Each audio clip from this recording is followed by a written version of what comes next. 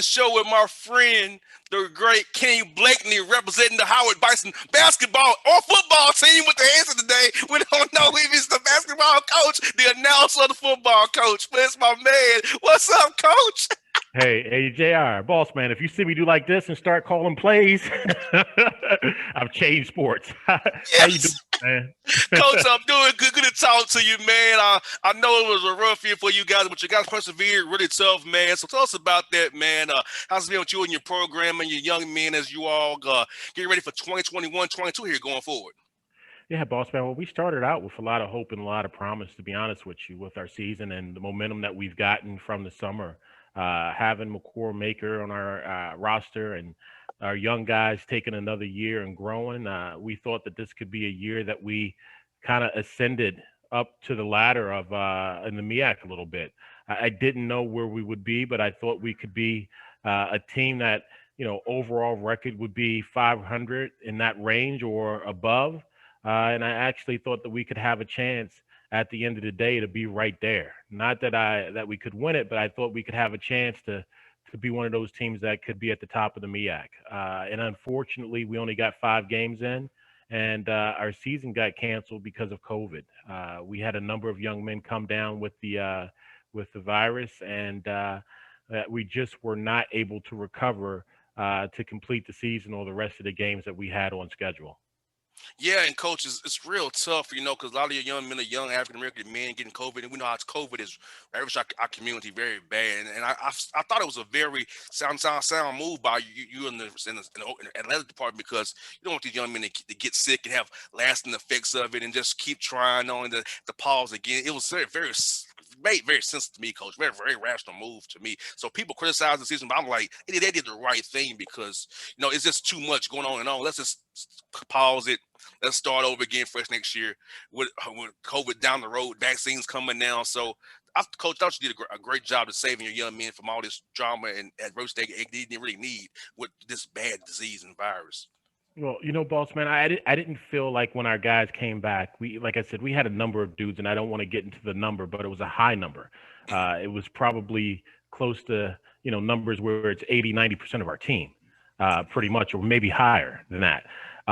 And when our young men started to come back, I didn't feel like I could coach them.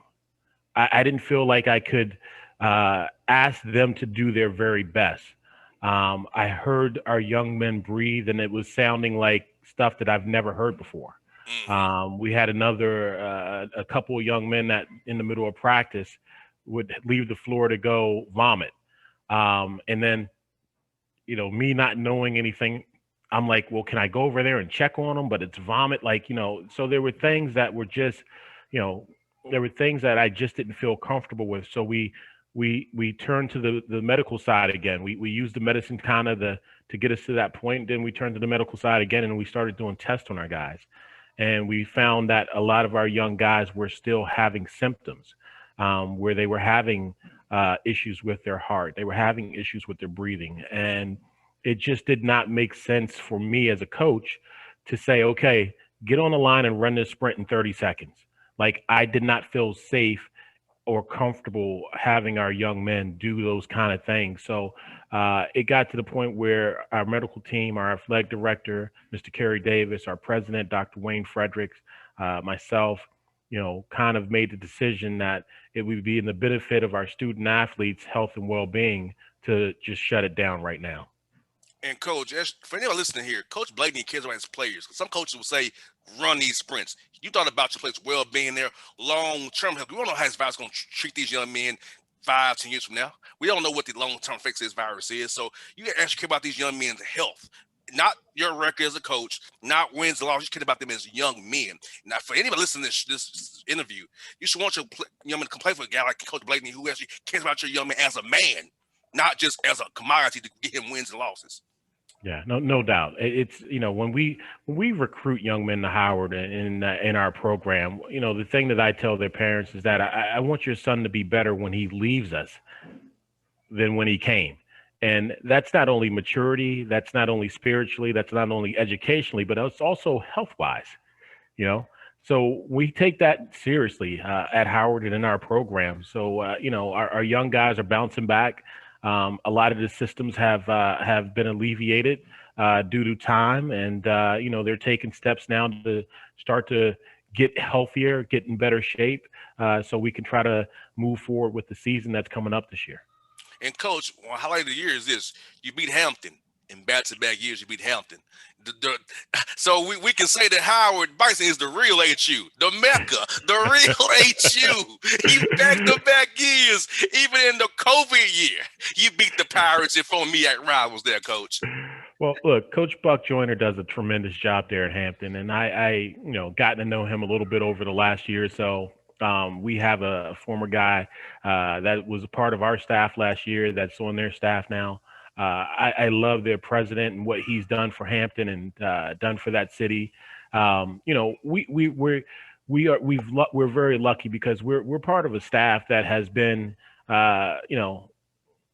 that's had two wins against them back to back years, and the first staff to do that in the history of the program. So we're very fortunate and very lucky that we've been able to kind of play well against them in back to back years.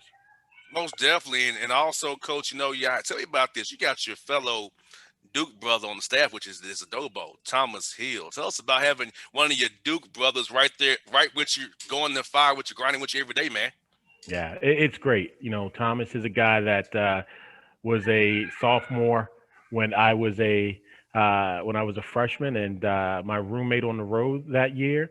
And then we started to. He's my roommate after that on campus, and just somebody that I really have had a great relationship with over the last 30 years.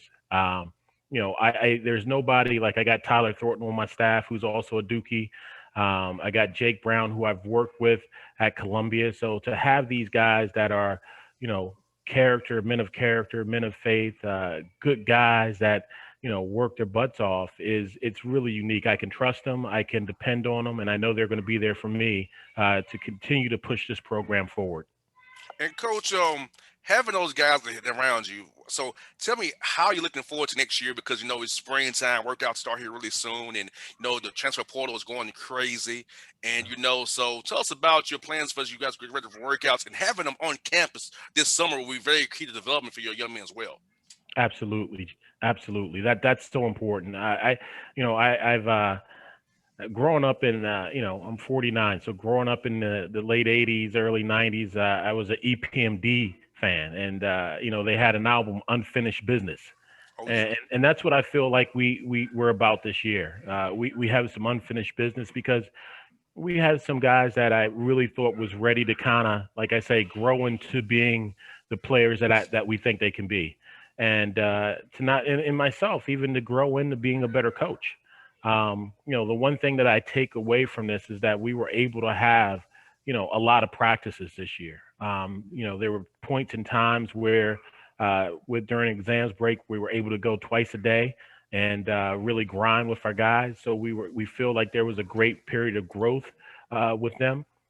We've gotten a new strength and conditioning coach, which I love, Joshua Woods. He's been here now for a couple of months, and I can see the difference in our guys' body.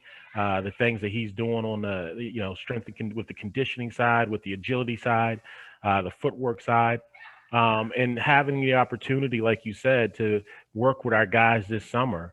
One of the things that we're doing is for a first semester, we're going to place our guys in internships, which is really important to allow our guys to have some practical experience. They get some resume experience, but they also get to develop their network and contacts with the outside world. And then, so hopefully after they're either before or after, we can get in the gym, they can get in the weight room, they can get with Coach Woods and, grind it out this summer. So we're looking forward to having this opportunity with our guys doing internships first semester. And with the new NCAA rule, we're able to work with them.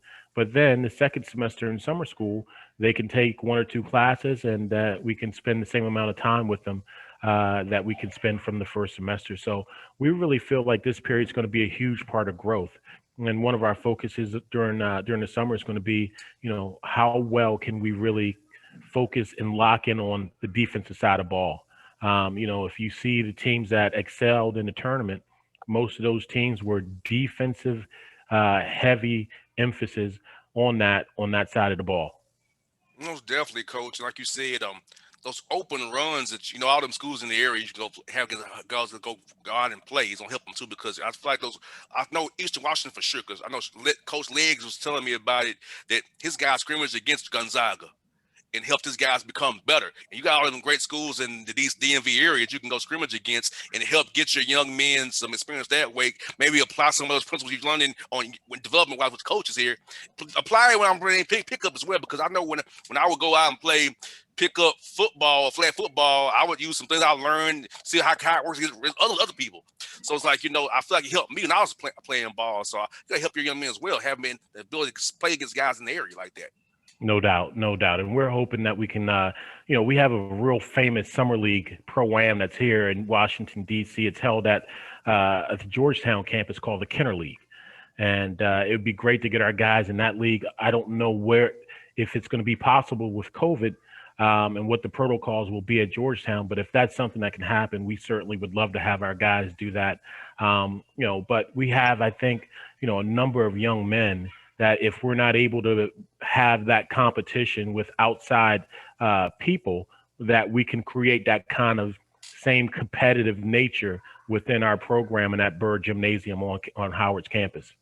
And coach, are you a part of the NABC committee on racial relations reconciliation? Tell us about that because I feel like it's so good because you're a perfect example because you have a white wife, you have a mixed daughter, a beautiful daughter Naomi. So you're the perfect guy to be because you got both sides right there. You perfect blend of it. So I'm like so you're probably a perfect guy to do it. So tell us about that role, coach, and how important it is for us to reconcile with each other and bring ourselves together and learn about each other's backgrounds and cultures and be better as one going forward in this country. Yeah, definitely, and that being part of the racial reconciliation committee with the NABC it's what a unique honor that is, and I'm very humble and fortunate to have been selected. It's ran by former coach Craig Robinson, who is the head of the NABC, Coach Tommy Amaker, Conzo Martin, a number of guys, Dennis Coleman, who's a really brilliant attorney. Pastor Brett, who's a one of the most well-renowned pastors that's in the D.C. area.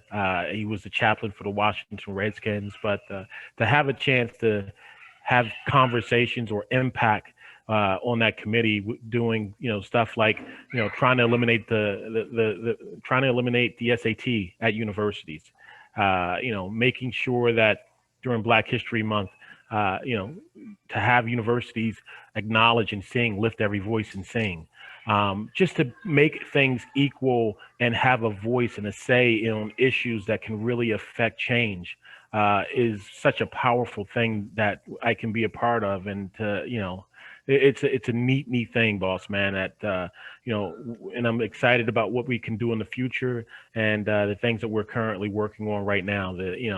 We had a chance to do the John Thompson Towels. That was an initiative that came from the Racial Reconciliation Committee, and it was each Division I coach, head coach, and assistant coach wore during I think the first couple of games a towel in honor of Coach John Thompson, which he wore in honor of his mom, and something that he did all of his career, and we were so happy to be able to kind of honor him and his memory and the things that his accomplishments. And the push that I think we're trying to do, boss man, is continue the fight of Coach John Thompson and of Coach John Chaney, and the efforts that they put in with the trying to make things equal for everyone. So it's been great. And coach, tell us about this hiring cycle. A lot of black coaches getting hired, which is very rare in our business. But this cycle, been a lot of black coaches getting hired at big jobs, Power 5 jobs, not just the jobs you have to take just to take the job. So, like, what do you think about the ADs and presidents now giving young black coaches a chance to lead the young men that most likely will be black that they're going to be coaching on their rosters? Sure, no doubt, and that's something that's it's great to see. But I think the work that we still have to do moving forward. That I'm part of the racism committee, and that's something that we've been pushing for really hard. I think there's 29% of the NCAA coaches are African American or black.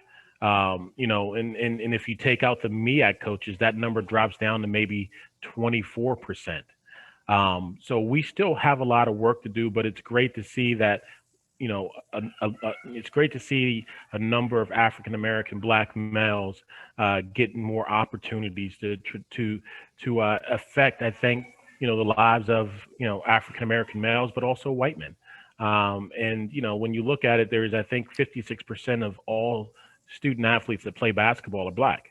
Can we get that number to be a little bit more reflective of the people who are actually playing the sport? And if we can do that or more, then we've made some incredible progress. But taking baby steps isn't bad. And coach, tell us about your hat that you're wearing that get you out from Coach Sam Puryear, from alma mater TSU, Tennessee State Tiger. I like my man, the golf coach and how we're doing this thing. Tell us about the hat he gave you, man. Yeah, well, this is thank you for asking. 1975. It's Lee Elder is going to be one of the gentlemen that's going to be initiating the Masters, and Lee Elder is one of, along with Calvin Pete, one of the first Black golfers, professional golfers that kind of paved the way for Tiger Woods and other minority, not even Black males, but other minority males to have an opportunity to play golf. So this hat is in honor of him. We're putting all the different influencers around Howard will be putting this on their social media over the next couple of days. So if you guys are following any Howard athletics, Howard basketball, Howard golf, Howard football, you will see this hat around our social media. And it's just to thank Mr. Lee Elder for all of his contributions, not only to the golf world, but to our society as a whole. Most definitely. Coach Blakeney, thank you for your time as always, buddy. I miss talking to you. I love good chat. Our chats, man, are very engaging and fun, man. And I'm wishing you the Bison the best. I told you, Coach, I'm a teacher talking also about Howard Bison. I'm a Bison as well at heart, Coach. I love the BDMV and the Bison. Between you, Coach Puryear, Coach Askew, Coach That's right. Scott, man, you guys are doing big things in the DMV at the Mecca. I know you're going to be doing some great things down the road. I know that, Coach. I believe it in my heart, man. My man, I appreciate you, boss man. Thanks for having me, man, and great to catch up. Anytime, Coach. Thank you, buddy. Thank you, bro. All right. All right.